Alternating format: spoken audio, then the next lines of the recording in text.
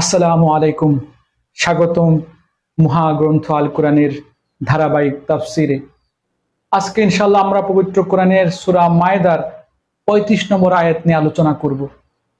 এই আয়াতে মহান আল্লাহ রাব্বুল আলামিন বলেন, يا أيها الذين آمنوا اتقوا الله وابتغوا إليه الوسيلة وجاهدوا في سبيله لعلكم تفلحون হে মুমিনগণ, তোমরা আল্লাহকে ভয় করো, তার নৈকট্য লাভের উপায় খুঁজো, উসিলা খুঁজো এবং তার পথে জিহাদ করো যাতে তোমরা সফল হতে পারো।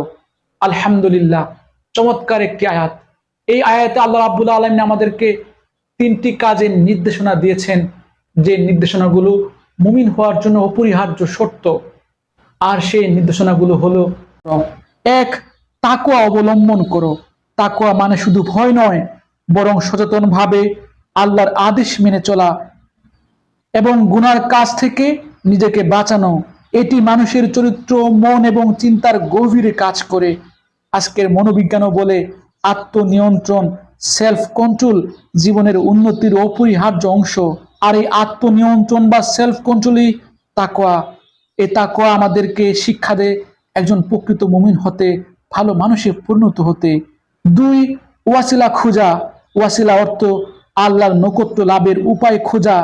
এটি হতে পারে নামাজ, রোজা, দোয়া, কোরআন অধ্যয়ন, ভালো কাজ বা এমন কিছু যা আল্লাহর সন্তুষ্টি অর্জনের মাধ্যম।